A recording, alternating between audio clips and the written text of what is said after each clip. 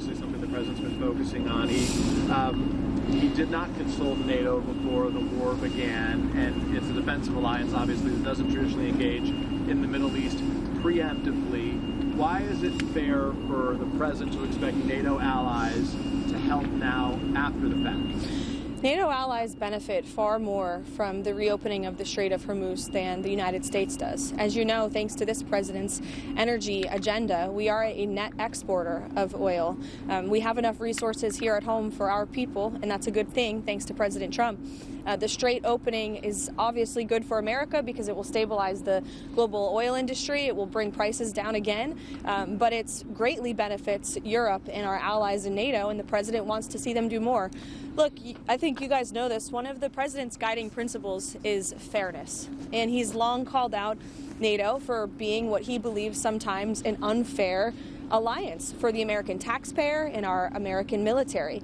You look at the billions of dollars we spend housing U.S. troops on the soil of our NATO ally countries. That's a benefit to them because it serves as a deterrent from our adversaries around the world. If you look at our unfair trade deals with many of our NATO allies, the president and his trade team have obviously worked to rectify those new trade deals with the UK, with the EU. The president wants all of our alliances to be fair for the American people, for the American taxpayer, and I think he's right to call on them to step up and do more in this time. Follow-up. I'll ask one other question and leave that to others, which is very simply, can the president declare this war effort a success if the U.S. does not retrieve Iran's nuclear fuel? Look, that's something the president has refused to comment on. It's an option on the table for him, but I'm not going to comment on it or take it off the table.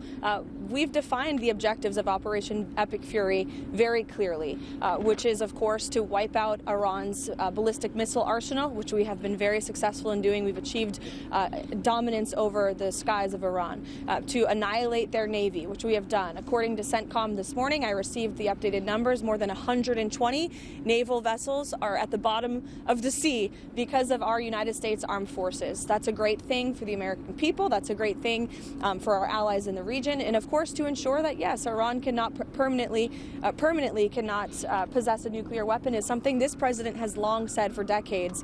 But I'm not going to forecast or remove any future options off the table. Would they still have the ability to produce a nuclear weapon or no? Look, again, we're in a place right now where we're ensuring that Iran can no longer threaten the United States of America, and the United States military is doing a tremendous job at achieving these objectives.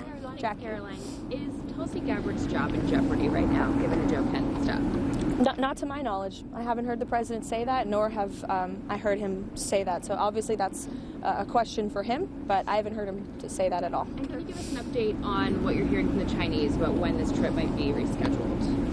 We're working with them. They have agreed to postpone the trip.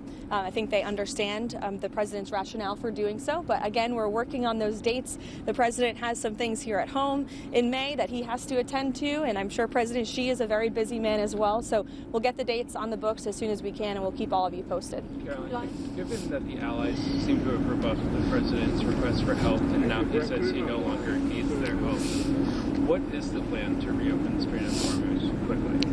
The president is going to continue to talk to our allies, both in Europe and also in the Gulf and Arab region.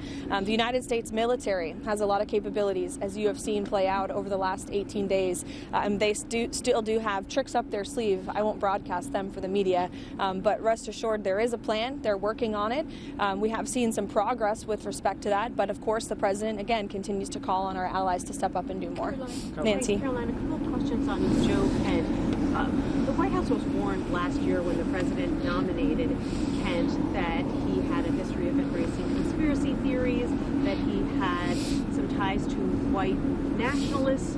Given that, why did the president nominate him to the position in the first place? The president spoke on this a little bit yesterday in the Oval Office. He said he always thought Joe Kent was a good guy, obviously has a commendable military record and experience. However, he was not someone who was involved in the presidential daily brief, part of the president's intelligence briefings over the last several months. Have not seen him here at the White House for quite some time, and the president feels it's deeply disappointing that after the president gave him an opportunity in this administration to serve the American people, that he would resign with a letter filled with falsehoods, accusing the president of the United States by being controlled by a foreign country. That's both insulting and laughable all at the same time. The president is the leader of the most powerful country and military in the world. Nobody tells him what to do.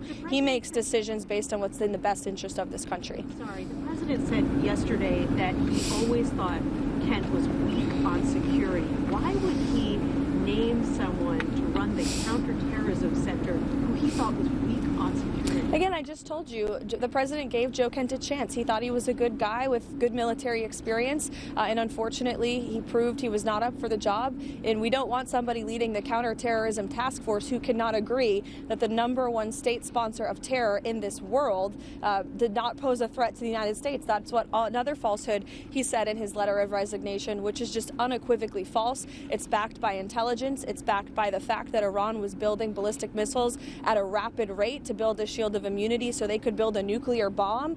And it's backed by the fact that the president of the United States made the decision to attack Iran before they could attack American troops and our assets and bases in the region. And that was, of course, a good decision, not just for the United States, but for the rest of the world. It should be commended. It should not be degraded in the form of a resignation letter that's riddled.